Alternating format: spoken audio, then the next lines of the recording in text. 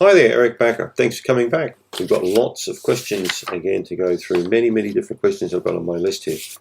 A common question I get asked so many times by people is how can I improve my stomach function? If my stomach is flat or low, how can I increase its activity? How can I get it working better?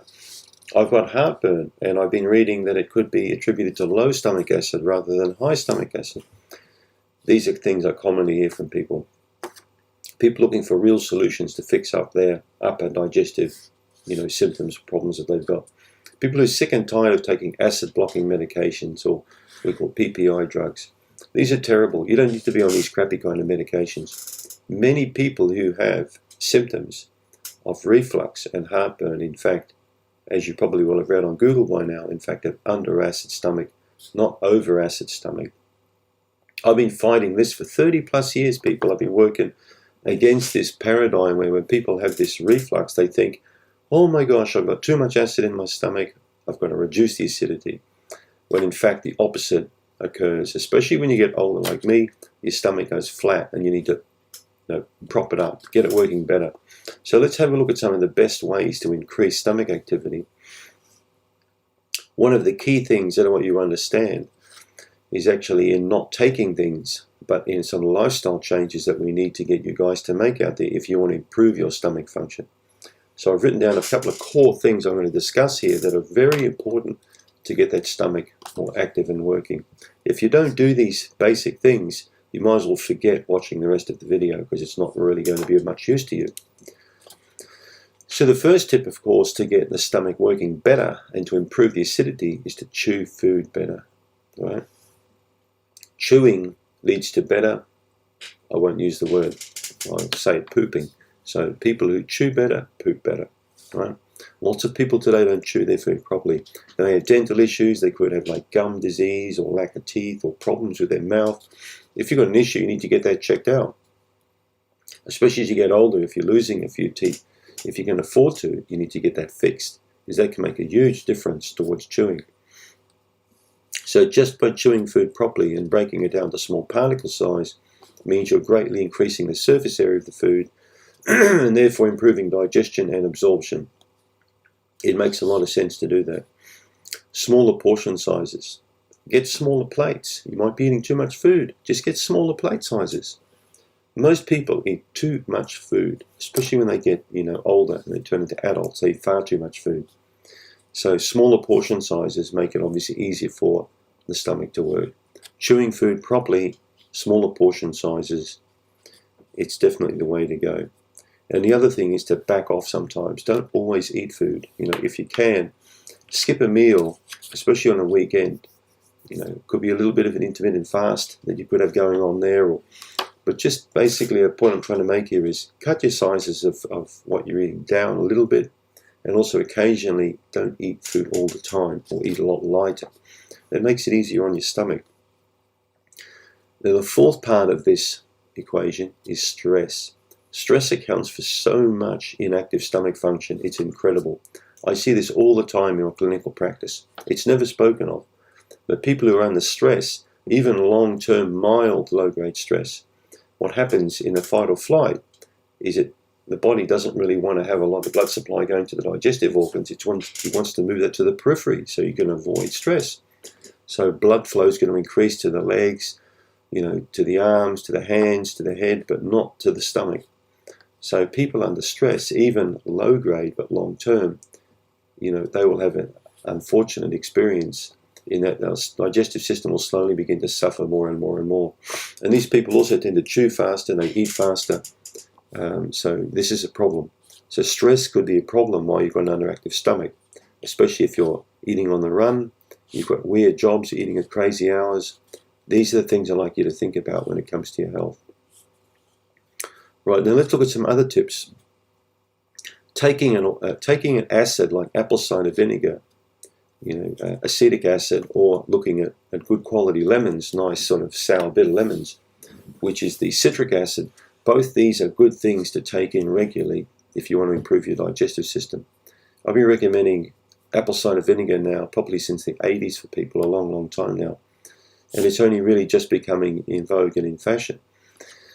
So these things these acids really help to improve your body's ability, not just to produce acid, but to slowly break down food. They're cleansing, and they have a nice stimulating ability with the upper digestive system. So these organic acids also really improve the pancreatic function if you keep eating them. By constantly having apple cider vinegar in your diet and lemon juice, it's going to reduce your body's ability to produce SIBO, leaky gut, candida, and a whole bunch of other problems. So try and do what I do, is always regularly have either cider vinegar or lemon juice in your diet. Summer's upon us now in New Zealand, so we eat lemons every day. So these are a good addition to the diet. So digestive enzymes is another thing that you could be looking at doing. There are different types of digestive enzymes. You can get betaine and, for example, betaine, hydrochloric acid, and pepsin. So hydrochloric acid and pepsin is a common digestive enzyme that many people take, especially for protein digestion. Other people will take enzymes, which tend to be more diverse and a wider range. And these could be broad-spectrum digestive enzymes. Check out Candida Restore, the product I made with the green label. That's got a whole bunch of enzymes in it, and even probiotics, which can seriously aid digestive health. Enzymes are especially important if you're under stress and you're burping or bloating, or you've got issues there, and you think you're not digesting food properly, and the stress is temporary, or you just want to push through something. Enzymes can work quite well for you in that case. Enzymes help many people recover from poor stomach function. Check out my other videos on stomach function when it comes to stomach tolerance testing with enzymes, particularly hydrochloric acid and pepsin, to work out how flat the stomach is. And you can do that through a simple test. You can either do it through a bicarbonate of soda test, or taking capsules of enzymes in increasing quantity until you hit your tolerance level. But I've done videos on that, so check that out. There's a lot of talk about Manuka honey being good for stomach function. I don't really see that as being a special attribute to Manuka honey. Many honeys will improve stomach function, low acid stomach. I've got several books in my wonky donkey bookshelf over there, older ones, from the turn of the century right up until the 1960s, and many of those older doctors recommend honey as a great aid for digestive health. So if you get a raw honey, good quality honey, it doesn't have to be Manuka, it'll still have antibacterial properties about it. Honey's great for wounds, it's good for Helicobacter pylori in the stomach, but just try a little teaspoon of honey if you've got an upset stomach or poor digestive health. It can help you quite often. Obviously, if you've got a bad candida problem, or you really react to sugars, you'll need to be careful. But many people with low acid stomach do benefit from a little bit of honey, inclusion honey in the diet. The last point is you need to deal with infections. So if you've got Helicobacter or H. pylori, which many people have, you may have symptoms, you may not have symptoms. My recommendation is if you've got a lot of heartburn and reflux, or a problem behind the sternum, or just some kind of problem, burping a lot, get it checked out. Get a breath test done, maybe a stool test done, to see if you've got a stomach infection. There's a bacteria that can live in your stomach, and if you've got it in your stomach, it can create a lot of problems. And there are different ways to eradicate that. And you can also check out my videos on Helicobacter pylori regarding stomach. This can often be a problem and underpinning a poor functioning stomach, making you think you've got an ulcer, or something else going on, when in fact it's a bacteria that needs eradicating. And again, check out Candida Restore, the product with the red label. We've successfully used that for eradication of H. pylori. So I hope that covers enough for you people today regarding some good tips on how to revive a flat stomach or under acid stomach. Be particularly mindful, I'll just say that as a close, regarding the stress. I see this as a big problem for a lot of people, especially as they get a bit older, beyond 50, and their stomach function declines. It could well be part of your problem. Thanks for tuning in.